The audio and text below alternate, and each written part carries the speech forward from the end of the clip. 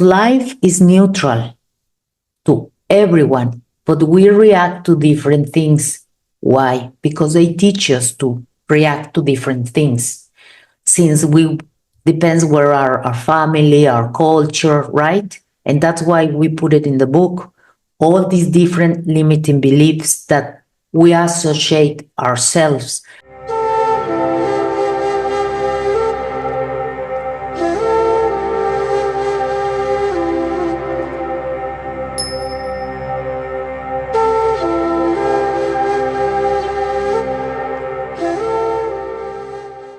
Welcome to the Daily Soul Bytes Show. I am your host, Bolaabimbola, frequency alchemist, energy practitioner, and intuitive life coach.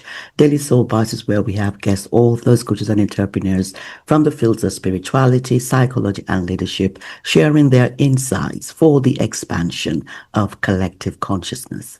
And today, I have a very special couple, a wonderful couple, Angel and Rocío, all the way from Los Angeles. Welcome to the show, Angel and Rocío.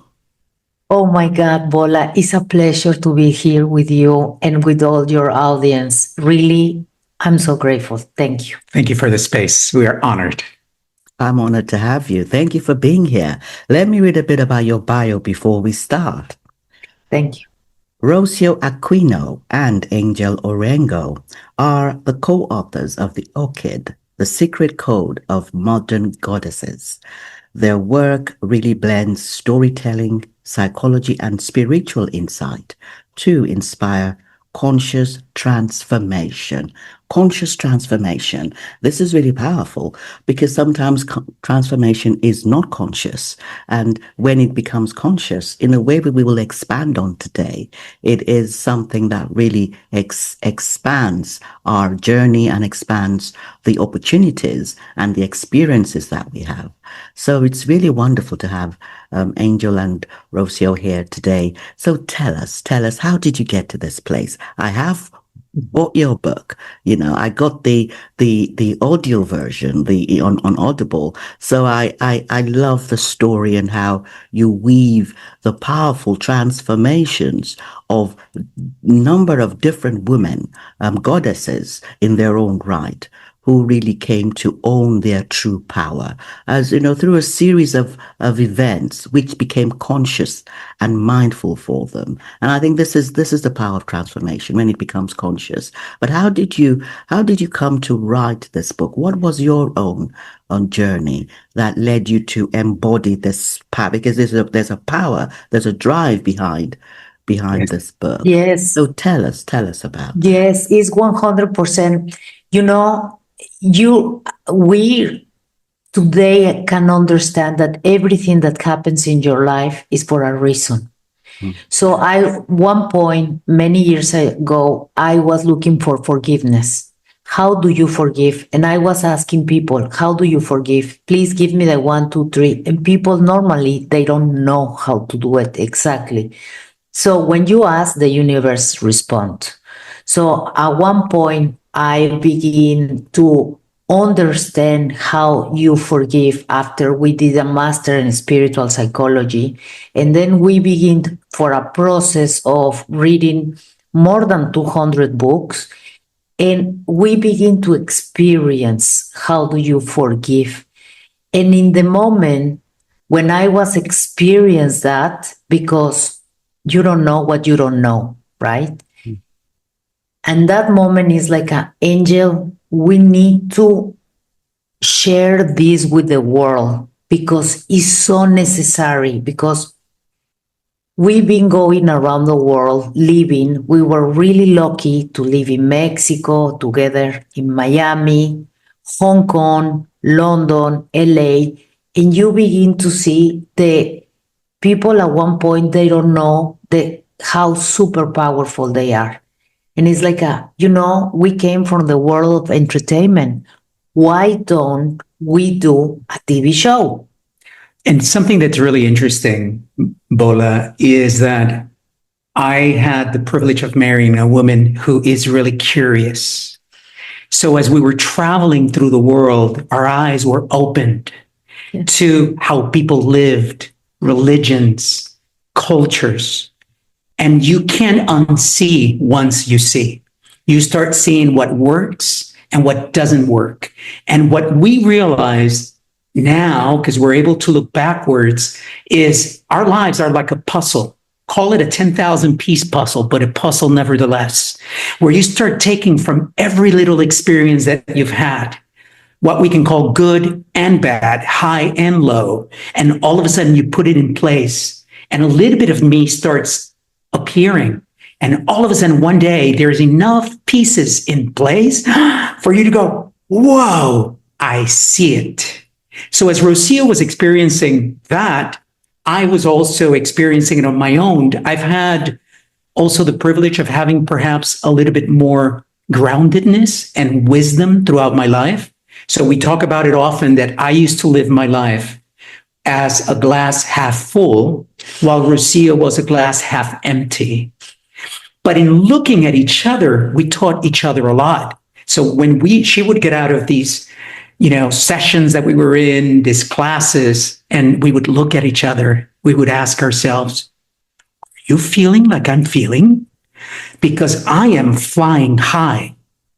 And she would say, yes. And that gave us the impetus to keep going. And then we saw our teenage daughters. We have two, 19 and 17 now. They were a little bit, obviously 2-3 years ago, younger. And they started to change, Bola, even though they weren't taking the classes with us. They were just observing us.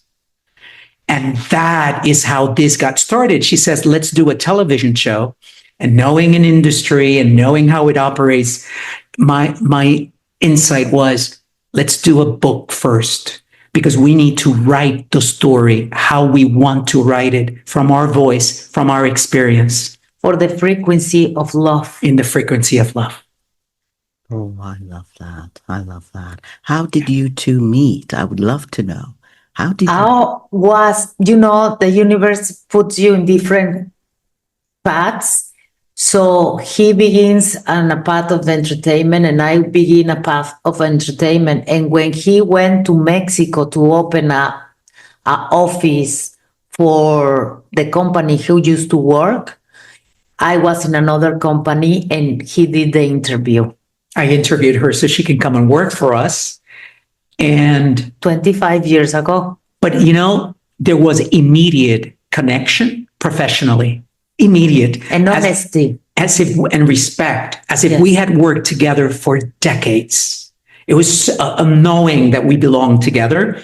And then months later, that translated and transformed into a romantic entanglement that has lasted now for 25 years. Oh, that is beautiful. What a gift. What a gift. Yeah. What a soul contract.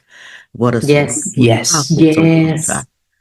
Imagine he was born in Puerto Rico and I was born in Mexico. And it's like we cross the oceans, and then how really you meet. And we are not the person that we were 25 years ago. But it's incredible. And I continue to say thank you, because even though that he was very positive person and I was not, he was providing me the space to really experience myself, to broke all the chains that I was in. So in the process that I was broken, I became more powerful, but I was helping him to broke his chains too. So now it's like, oh my God, this is incredible, because now we are free. It was interesting because I had a knowing.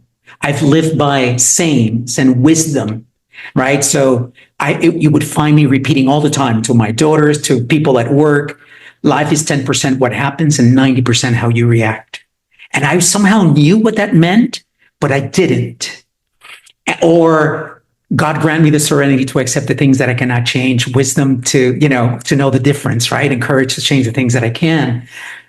But I couldn't explain how that behaved within me.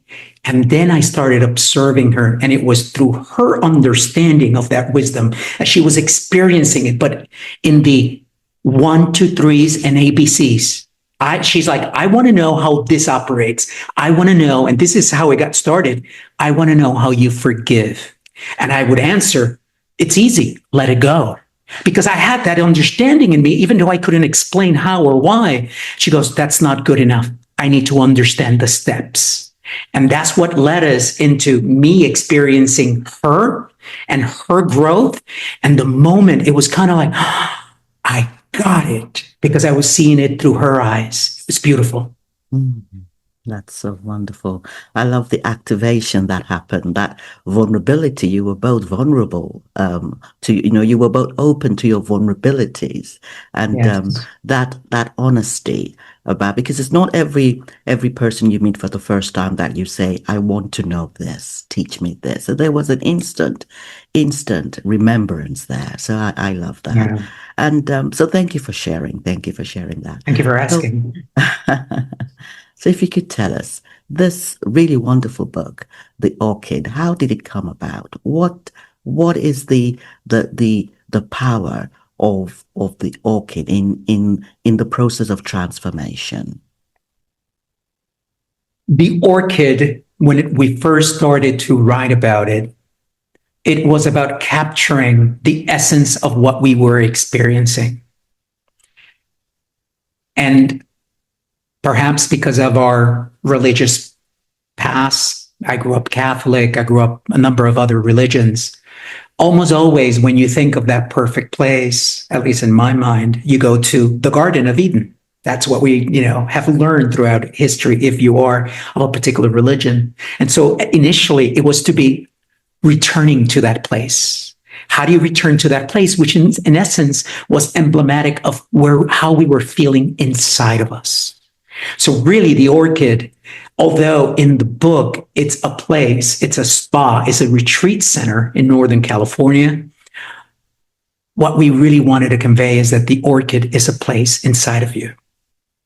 And that place is perfect, it's sacred, and it's yours. And it's safe. It's safe. Doesn't judge. No judgment. And it has all the answers, because since it's you have all the answers inside of you that are pertinent to the questions that you're asking about your life and your experience on this earth.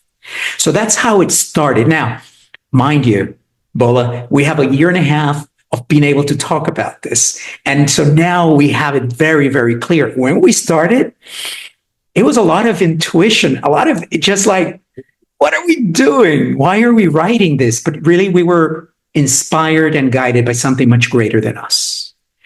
And then the next step was to try to figure out how to explain it. And initially, it was going to be her story, because I was capturing and I was experiencing how she was transforming. But when I say experiencing, I was sitting in a room like we are right now, observing her, saying, the energy is stuck in my throat. And I can feel it move and crying and the cleansing that was going on. And I'm just capturing all this and saying, oh my God. And just in gratitude, because there was healing and cleansing taking place. So that's how it got started. And then at some point we decided that one story was not enough, that we needed to tell it from different points of views, different sets of eyes. And that's how we expanded to include 6 women. Mary, the founder of the orchid. Her transformation. And then the other 5 amazing women who they have their own issues, like anyone else in this planet who has their own issues. But when you begin to understand the laws of what is awareness, how to use it, and then what is the energy, how move, and where you can achieve when you are in love of yourself, then how you move from gratitude, forgiveness, acceptance, and when you feel better about yourself, then you can create from that place. And that's when intention kicks in. Oh, I love that. I love the way you were inspired by the transformations, Angel of Rocío, and how you felt the need to capture it. Because sometimes we're we are living in life, but we're not necessarily capturing the experiences in a way that allows us to use them for our own Yes. transformation. So that is a gift in itself, that Yeah. you were in it, but you were also consciously observing, because living life as an observer is a very different experience, because we come into this life plane with a very convoluted perception of self. The self Yes. that we know, that physical ego self, is really not our true self, but that is all we know initially. And even when we are on that journey of spiritual understanding, we do not always own that true self and begin to live life as an observer, as that true self, and allowing ourselves to transform from a place of really low frequency to a place of a higher frequency. And it's not a one-way journey. I think there's always the ups and downs. Nobody goes through life and comes to a place where they no longer have any kinds of things to transform. But we come to a place where we can hold the higher frequencies for longer. Yeah. And those frequencies of love, of forgiveness, of gratitude. And I love how you really weave the discovery of self-awareness and forgiveness and gratitude, that transformation, because that's what my book is about, Daily Soul Bite. Daily Soul Bite talks about the different perspectives of self, the lower perspectives of the physical ego self around survival and fear, and the higher perspectives of, love and, forgiveness and joy, and how we can come to understand that those two perspectives are in us. No matter what is going on, even if we feel down or fearful, to be aware that there is also a part of us that is very confident, very certain, very knowing. And how we come to that place takes self-awareness, and it takes an embodiment of trust and surrender. And I'd love to hear how the book, The Orchid, really will support the reader to come to that place of self-awareness and also surrendering to forgiveness, because forgiveness is not always as easy as it sounds. So I'd love to hear how those two relate, the self-awareness of what and the forgiveness as a particular modality that shifts us to that place of to that more liberated self, to that place of liberation. So how does the Orchid support that process? The beautiful thing about the book is a novel. And because the characters are going through different times, because not every person is the same. But the book is helping the reader or the person who is listening to begin to see another perspectives and how they can use the tools and they remember everyone knows better what is good for them. So when you begin to see the examples there, you take wherever you need in that moment. And then the good part of the book is you understand the big picture. May I add something? Yes. Traditionally, and we picked storytelling because we've been sitting around the fire for thousands of years, hearing stories through our tribes, right? And traditionally, especially today, in this time and age, the stories that are told is all the drama in people's lives. Somehow we become accustomed. That's what we're fed, and that's what we're accustomed to. And then at the end of that story, somehow for the last 5 to 10% of the story, you're giving the evolution of that character into something else, into the butterfly. But the majority of the time is spent on the drama. We did it differently in the novel. 10% is the drama, and 90% are the tools and the lessons that they are experiencing and how those lessons are elevating them and taking them out of that hole they find themselves in, whatever it is. And it's different. I do love the fact that you're focusing on the transformation to being a butterfly. And I wanted to talk about that because there is that stage from going from caterpillar to, you become a pupa, a pupil, I think it's called. Yeah. And then you become that butterfly. And that stage of that pupil stage where you are really staying in one place, you feel stuck and you are almost melting on the insides, because that's what a butterfly goes, the butterfly comes out of the pupil that has become completely melted down into itself and reemerges. And the difference is clear. It's there is no disputing that transformation. And I love how because I read the Orchid and I could see the different stages, the different modalities that were used by the different characters. And it's clear that self-awareness is heavy. There is a lot we come to realize about ourselves when we Yes. become self-aware. It's not fluffy, it's you're aware of the emotions, you're aware of this density within you when we start. And so I see awareness as weight. And I also use it in my 8-week programs with my clients. You start off with awareness, but it's something that has to take you somewhere.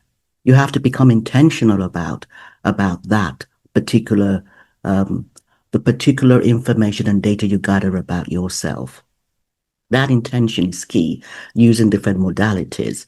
In your perspective or from your experience, how does that intentional way of approaching the healing and the transformation, for instance, intentional forgiveness, how important is that? For me, thank you so much for the beautiful words that you are saying, because resonates really to the process that I had. Bola, I was born in a cult, and the cult was being a victim and suffering. So you don't know that you are there. But then after going and travel around the world, you begin to see another people who really are free and really are having fun, and they are in another level. So for me I have a lot of pain stuck in my body. So I was creating my life from that part, from necessity, from sadness, for scarcity. So after going in this transformation and begin to remove the energy from my body, because when you begin to see it and you go and work in the pain that you carry for a memory, that memory disappears in my personal experience. So I was working all these memories and all the things that I was carrying for myself and for my lineage. When I finally clean all of them, the relationship with my father, with my mother, the most important relationships around you, plus my boss, but all the things that was heavy on me. And that's why I was working forgiveness.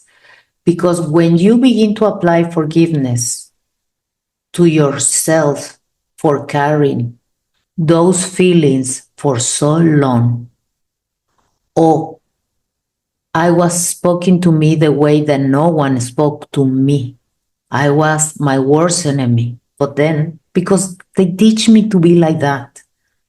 So I begin to change that to be, I can not carry the past. Plus, I can be nice to myself. Plus, instead of focusing in what we don't have, let me focus in what we have. And I begin to really live the transformation. Of course, at the beginning, I was thinking was painful, but then because I have so many scars, that at the beginning feels like you are putting lime. But then you understand that that's an idea, and you can work with that. So you begin to disappear the scar, and little by little, it's like if I jump and take out all the garbage, my life is gonna change for wherever I want. So I begin to have clarity to really own my body. That's really to become a temple. And that temple helped me to have a different experience. And the experience is for a place of love, understanding. It's like now I understand the energy. So I'm a butterfly and my wings is a rainbow. So I love my wings. Beautiful. It's, Absolutely beautiful. you know, it's funny. I was going to say something, but I'm going to comment on this. It's so beautiful to hear her speak because I saw the transformation. When I met her 25 years ago, Bola, one day we're sitting down watching television, which I used to do way too much at that time. And she sits next to me and she goes, you know, today I'm happy. And I turned around and I said, what? What do you mean today you're happy? Again, that wisdom that I had, but somehow didn't really understand. And I asked, are you not happy all the time?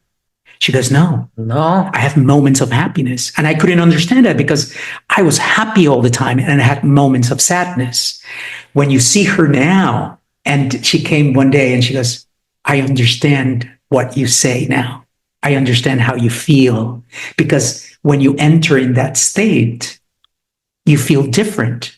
And so going back to the book, that's what we wanted to portray in the book through the story. The book is really 3 stages.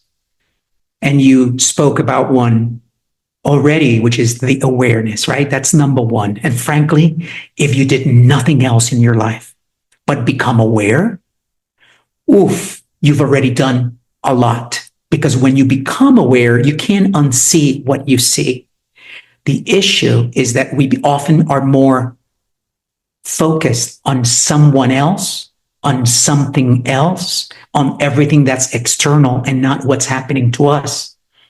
Now, I'm speaking as a man who, for thousands of years, has been allowed to exist somewhat freely. I also understand that as women, for thousands of years, you have been told, hide your intuition or we'll burn you. Right? And so there's an element that in our bodies and our genetics have evolved a certain way. So there's an awakening right now of that feminine energy in all of us, not just the women, but in the men too. And so that becoming aware of that and becoming aware of why, and this is where I found my power, becoming aware of why I think the way I think, where do those ideas come from? Becoming aware of my words. Why do I say what I say? Becoming aware of my emotions. Why do I feel the way I feel? Becoming aware of my actions. Why do I act the way I act? The moment that you start making sense of that, doors begin to open and you see wounds. It was when I was sexually abused at 8, 9, or 10. That's what happened to me. There's something there. It's when my father left, which happened to me as well. So these are wounds that I have to heal. That takes you to the next stage, which is, and how do you heal? There's many ways, but the 3 ways that we focused on were the ones that you mentioned, and we've mentioned gratitude, forgiveness, and acceptance. It's like reclaiming your energy, your power. It's like filling up your gas tank, filling up your battery all over again. And when you do, you start to see even more. So now you're more powerful and more charged, and you're willing to go back to that awareness again and go a little bit deeper. And it kind of repeats itself, that cycle. And one day, and you said it before too, it's not like you heal and everything is forgotten and that's it. I don't ever feel the pain. I don't ever feel the anger or the sadness. No. You now know when it appears. And you're like, I'm angry today. And I need to understand why.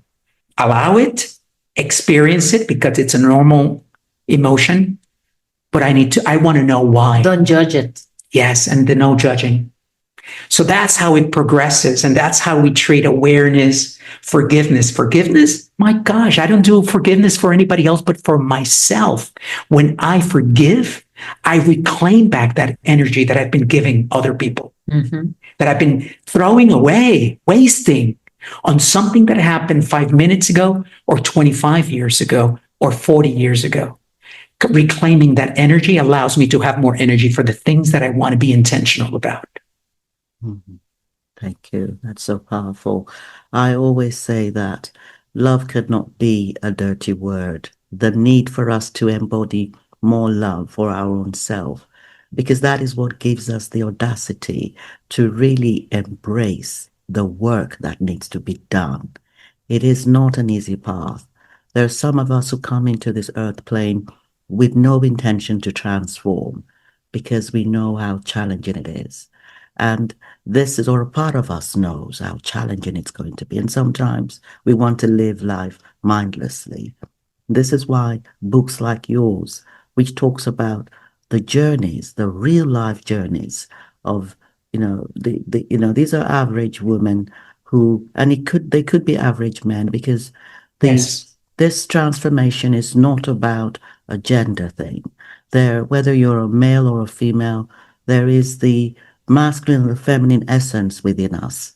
And that essence could be wounded feminine or wounded masculine, or divine feminine to divine masculine. And the goal is, whatever gender we are, if we do want to live expansive, fulfilled lives, we really have to begin to heal the wounded masculine and feminine energies within us, regardless of gender, to really come to hold the divine masculine and feminine essences. And I know we're going to talk a bit about that later. I'll ask you your perspective of how you feel that transformation can occur. But I wanted to talk about emotions for a bit, because Rocío mentioned something. Rocío, you talked about how your emotions moved, your emotions were shifted, because emotions are a powerful thing. That energy of emotions, and how, it's energy in motion, and it's got to stay in motion. When it's not in motion, it becomes stagnant, and that is when we have resistance. And I love the way you saw that it was stagnant. You were stuck, and you had the audacity to really shift, because that's what I also had to do in my own life. We've all had trauma.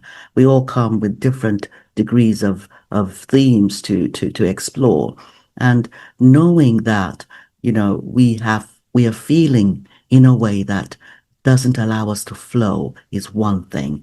Then having the audacity to shift it, to be in a place where we are actually experiencing a lot more flow, a lot more ease, a lot more joy. That takes a lot of intention, and it takes a lot of the tools and much more. I would love you to tell us a bit more about how that emotions shifted for you from the mind and the body into that true, authentic self. Thank you so much. Bola, I experienced depression for so long, and my mom died when I was 20, and I tried to kill myself in that period, and then I suffered sexual abuse. So I was really depressed for many years. And it's funny, when I begin to, for first time, when I was feeling a little bit better about myself, I was 28 when I met him. Okay? But then I begin to see that he was free and living more happy, and I was not. So little by little, after observing him, that he was real, that was something that you can achieve, I begin to see how I can do it. So it took me 20 years to really one day come and be crying, crying, and crying. And then we did the process, one of the processes that we put in the book. And then I was thinking for the same issue, and I was not feeling any emotion. And for me, that was the aha moment. That, when you begin to see the issue and you see it and you disappear the issue, the emotion disappear.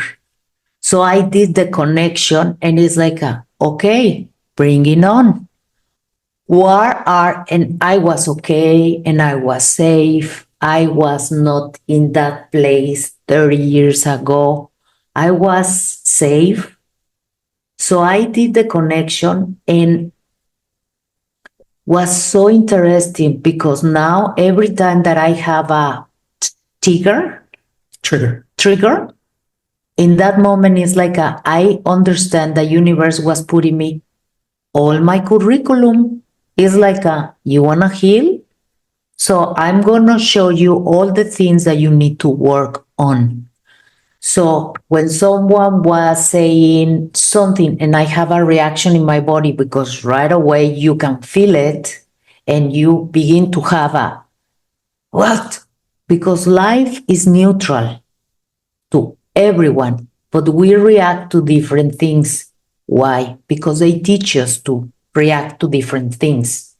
Since we depends where our family, our culture, right? And that's why we put it in the book.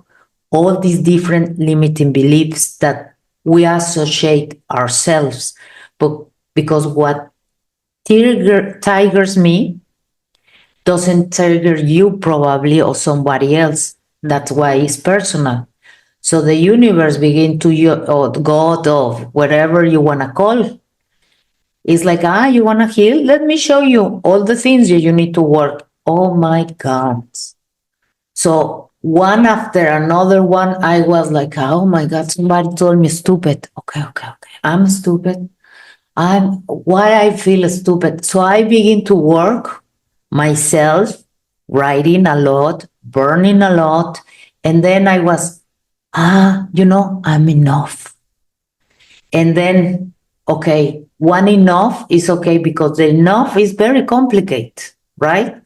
It's because you need to work your appearance, how you treat yourself, if you have any issue with your weight or your race or whatever, you need to work the enough. I am enough. So everyone is different. So I was working all my stuff, different parts of I am enough. And finally, I've been like you begin to complete more and more that part of myself. So much that today, when I have these triggers, I understand that I need to go and have a time for myself to think what is the part of myself who continue to have an issue. And in that moment, I go and work it out, because I know that after I work it out, I'm going to be free. Or freer. Yeah. So I look at the things that happen that is like should I want to continue to put energy to that or not? I just have a very important thing this week that I need to work out. And the conversation was, do you want to continue? Because we have a challenge, right? And when you have the challenge is, how do you want to react to that challenge? From what perspective? For a place of pain, or for a place of really let go?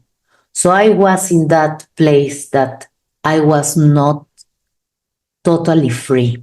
So I went inside of me to work and to really understand that I was having a heavy energy inside of me with a lot of responsibility. And then I came this thought that at one point my father told me that I was the person who's gonna need to do this thing. And I was like, okay, I don't need to do what they told me to do. I don't should do that. So I come back. I forgive myself for thinking that I need to carry that heavy weight inside of me. And I let go. And I begin to apply what is the truth. Will you speak of how you experience emotions? Because it's particular. I mean, at least for me, obviously. They move. It's like can be in my stomach, or at one point they go to my heart, or at one point they go to my throat, and really like you cannot speak. And it's like I feel you. And I begin to have a conversation with the energy. And the energy is telling me the idea that they have and for what reason they are making me feel the choke or feel the emotion or feel the sadness or where. And then when I begin to see it, I send it free. It's like, thank you. Thank you for the lesson, but now I can continue. And because this is our temple, we are the boss. So the energy left and it's like, okay, thank you. And I continue to go back to love. And what is love? To put the limits, to understand myself, to caring for me, to be on service, all these things that give me a lot of joy. So my heart now, that's my compass. The compass is what brings me joy and what feels the easy. So that's it. Wonderful. Thank you, Rocio.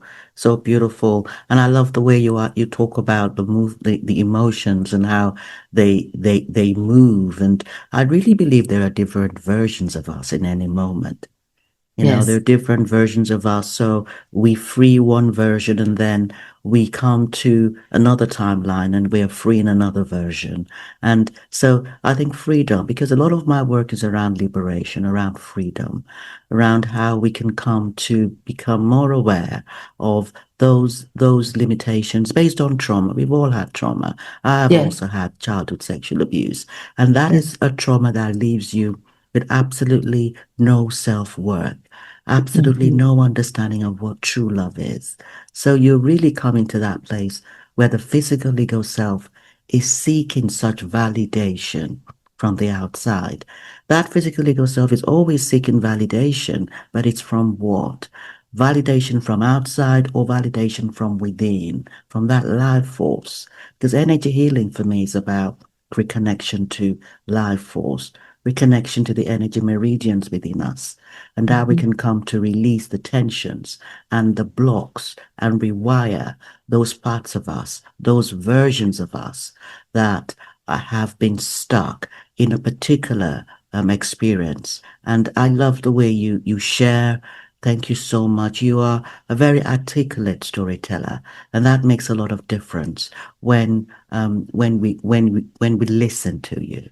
The fact that you're able to articulate that, and also the way Angel is able to express the wisdom that he has gathered over the years. I would love you to tell us, Rocio and Angel, how you have come to understand the masculine and the feminine energies, regardless of gender, and how we can come to a place of balance. Because the world, as you said, Rocio, has no meaning attached to it until we place meaning on it. And that is important for us to have meaning. But the meanings that we place in it have to allow us to enjoy the essence of the masculine and the feminine essence within us. That those energies, those characteristics, coming to own them without judgment. How do you advise, or how do you portray that in your work? Thank you. I've come to understand. Well, first, Bola, one day once we decided that we were going to embark on this project, Rocío got up from a night's sleep and a dream. And she goes, by the way, the book needs to be about feminine energy. And we were having coffee, and I said, like in a split second, of course, of course. And all of a sudden I see my past. I see the influence that the way I said it the other day, I love it, which is there were a lot of angels that protected me along the way. And a large majority of them had the bodies of women. And I understood. And then fast forward a couple of years later, I woke up from a dream and I said, oh. And I remember the fifth commandment. And again, I'm not very religious, but religion has been a part of my life. So I speak about it and I understand that this wisdom is part of who we are and who we become. And I remembered, honor thy father and thy mother. And then I understood, honor the divine feminine and the divine masculine in you and achieve that balance. And of course, it makes sense when you understand, and it's all about acceptance. It's about stepping back and saying, I have a challenge in front of me, right? What tool am I going to use? Sometimes it's a softer tool. Sometimes it's a more challenging, more adamant, more in your face tool. But when you have the ability to choose between those, then you become really powerful. It's like a handy person that comes in, a handyman or a handy woman, because it can happen in any gender, comes into your house with toolbox. Well, they see a nail. Most often than not, you can use a screwdriver to deal with a nail. It is a hammer, and vice versa. But you don't use a hammer all the time in every need that you have. So if you use your masculine energy for every purpose and every challenge, you're tilting your life in a certain direction. It's heavy, it's powerful, it destroys, because masculine energy has that ability too. And if you then say, well, no, this is a softer approach, it's kindness, it's empathy, it's forgiveness, then you begin to be like water and to flow. And so for me, I found incredible power in achieving that balance, or working and striving towards that balance in my life. And I feel that that is where we need to all aim as individuals first, because if you want to make a change in the world, start with a change within yourself. And then in the world, and by the world, I mean our families, our building, our structure, our house, our village, our cities, our countries, our globe. And that balance is going to allow us to then flow more gently and find the right answers to the challenges that we have ahead of us. That's how I see today the balance between the feminine and the masculine in my life. I love that. Thank you so much.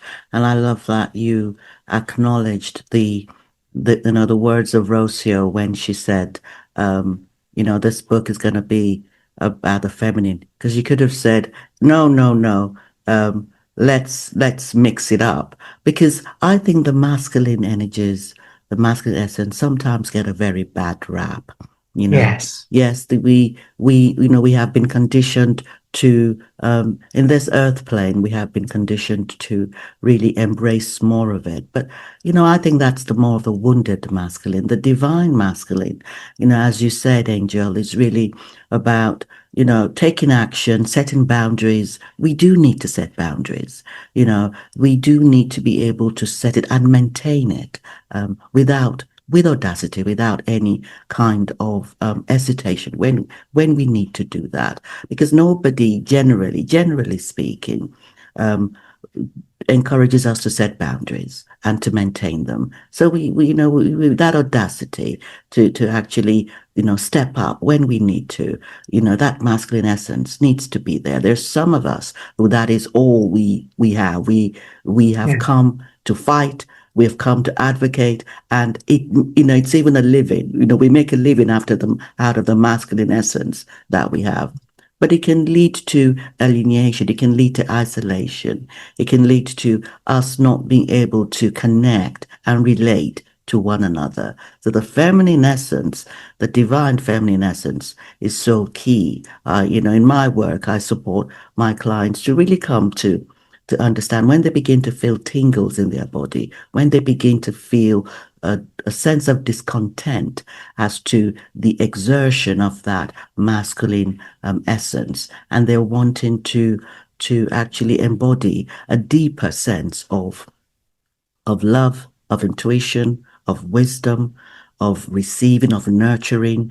That is so key, because the feminine essence in that wounded form doesn't really allow us to ask for help.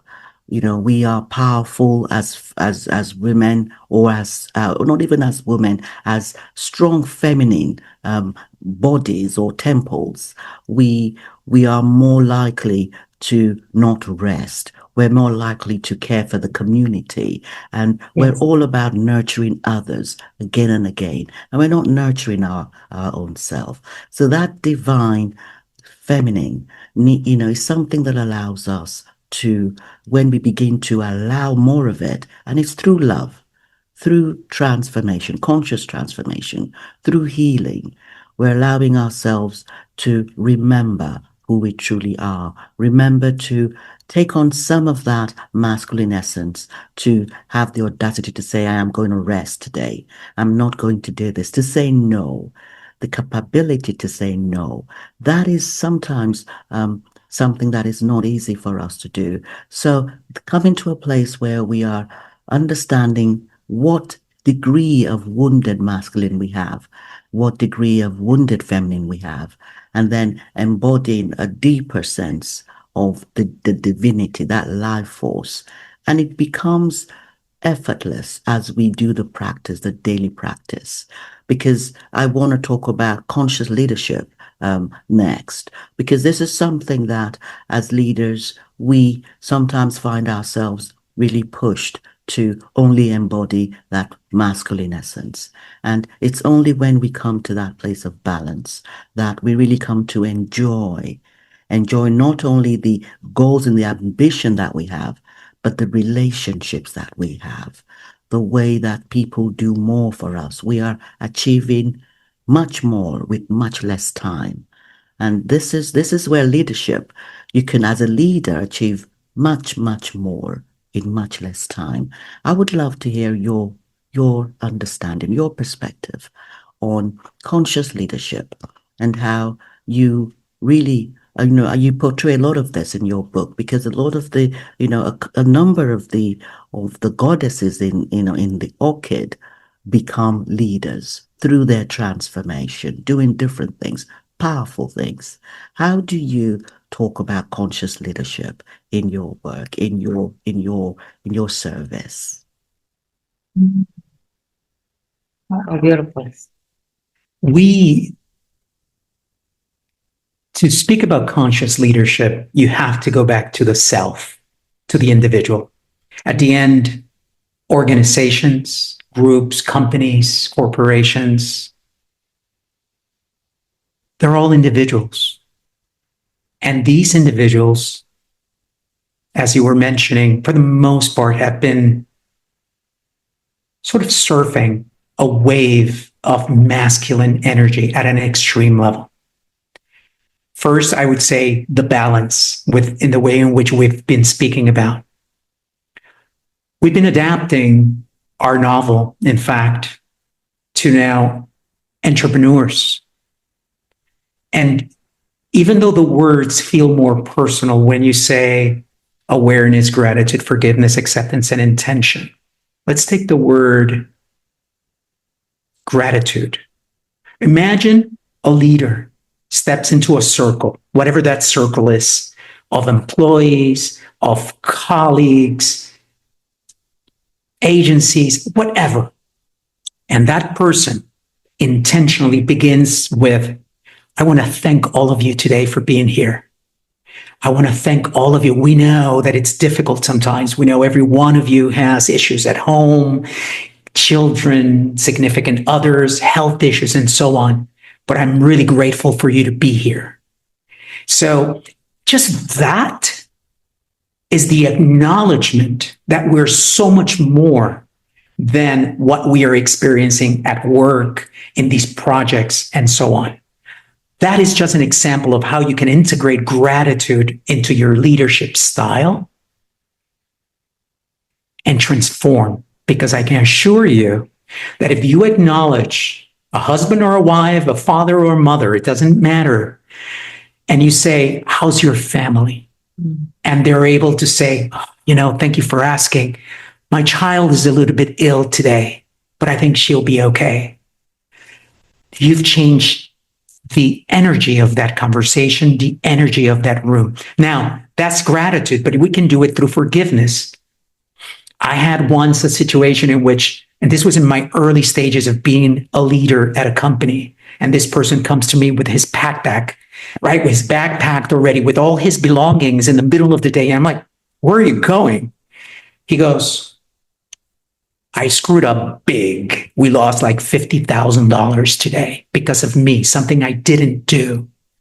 So I'm just going to leave. Why would you want me here? And I said, put your bag down. We need to find $50,000. And the only person that's going to know how we do that, it's you, because your job is really important. So let's not dwell on what just happened. Let's pivot and focus on what we can do to fix it, to alleviate it. That's forgiveness. That's letting go. It's not dwelling on what happened, but pivoting into a solution for what we are experiencing. And I kid you not, and I didn't know 5% of what I know now at that moment. Now that I know how it works, I am intentional about applying these things. In our daily meetings or weekly meetings as a team, we begin with a meditation. We begin with a meditation that lasts 5 minutes, and then what's present for you today? What's present for you this week? And you know what it's done? It's cemented the focus, the intentionality of being present to do the job that we want to do at the company. And so for me, conscious leadership starts with you and allows it to expand almost organically to the groups around you. And you may be at a company where you say, oh my gosh, that's never going to happen. Don't think that. Just do it. Be love. Express that love in the manner in which seems most appropriate in a working environment, in an organizational environment, and just watch and sit back and let love do its thing as an energy that you just send into the world, and you just observe, and you'll be surprised what it accomplishes. That is so powerful.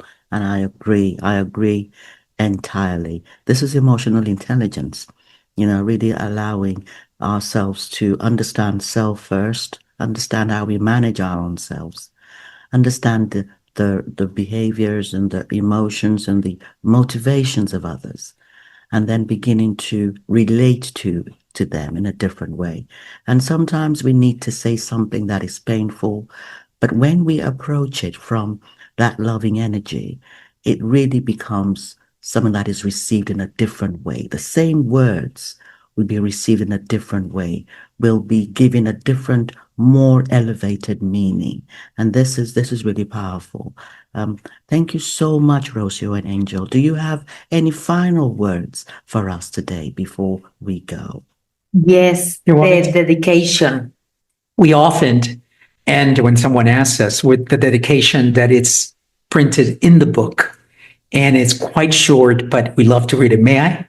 Yes, please. Yes, please. It says, to all who journey through these pages, may you be inspired to rewrite your own narrative and live a life of love, free of limitations and enriched by the knowledge that you are powerful beyond belief. That is a beautiful, beautiful dedication. Thank you so much. Where can people find you, Rocío and Angel? Well, they can find us through our webpage, and it's called theorchidbook.com. And there you can find where is our Instagram, Facebook, where we're going to do book clubs or events or whatever we are doing. The book is available in all the platforms. And then if you go to your library and ask for, they can order the book too. We are in English and Spanish.